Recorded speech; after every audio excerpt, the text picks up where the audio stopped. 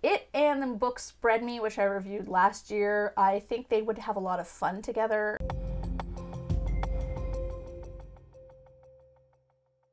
Hello, welcome to Sound and Fury Book Reviews. As usual, I'm Tina. Today I'm doing a book review of He's the Devil by Tobi Coventry. This is a book coming out February 3rd, 2026 from Abrams Press. It's a horror literary fiction. I received this book from NetGalley in exchange for a fair review. A book that straddles genres. He's the Devil is... it's weird. That's probably the best way to describe it. Perhaps unhinged. What is it about? Simon has always been a good guy, a charmer. He's consistently employee of the month at his bougie restaurant job, neurotically tidy, and generally tries to do right by everyone. And his dark parts? He keeps those well hidden.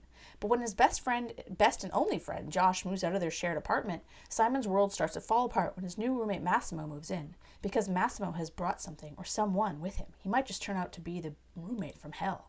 Strange things start to happen. Weird noises come from Massimo's room. Smells of earth and spoiled meat drift through the halls. Lights flicker, and Simon's nights fill with disturbing and alluring dreams. Meanwhile, across the city, murders are being committed, bodies torn apart from the inside.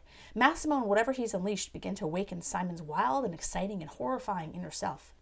Whatever this new friend is could be the end of Simon, or a completely new beginning. This book isn't for everyone, that's for sure. It's got a lot of unapologetically graphic content and a main character who is interesting but is often unlikable. Yet the book also is funny in very dark ways and carries a sort of campy flair to its prose. It's fun in like a dark way. In all of these ways, it reminds me of like an early Chuck Palahniuk book. I haven't read anything of his in probably like, I don't know, 15 years, maybe 20 years almost. But I did read a few of his books back in my early 20s, his Monsters, Haunted, Choke, Fight Club, of course, when in my youth. So this lady that came into the video store where I used to work in my teens, like, loaned me a few of his, actually, when I was, like, very young. It's like 17. It probably got me on my journey of reading, like, subversive stuff. One thing to note about this book is that it's incredibly horny. It and the book Spread Me, which I reviewed last year, I think they would have a lot of fun together, if they were personified. If a lot of sexual content bothers you, avoid this for sure, but I was like, I've read weirder stuff. It's hard to shock me nowadays.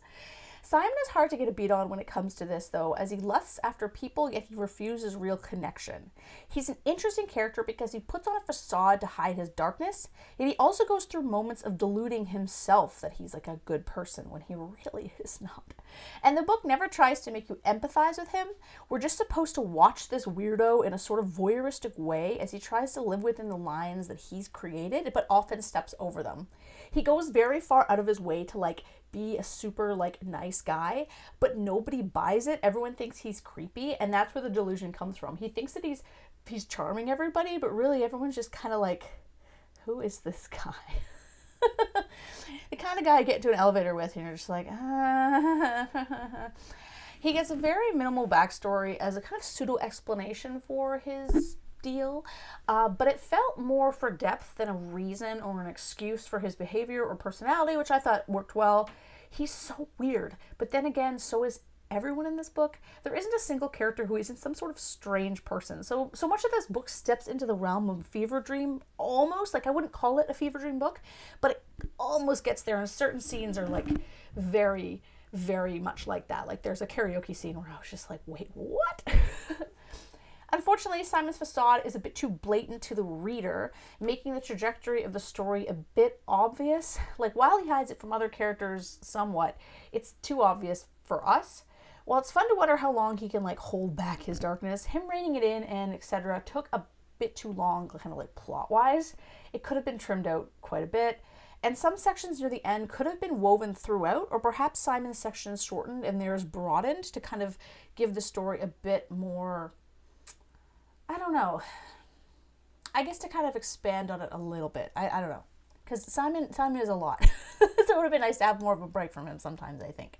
I think that would have made him more endearing in a way if we had kind of, it wasn't just his kind of insane thoughts constantly. The book is a horror, but I would argue the real horror is having roommates. I'm so glad that time of my life is done. I don't consider my partner and my kids my roommates, but even my roommates back when I had roommates were my friends, and actually one of them turned out to be my husband in the end.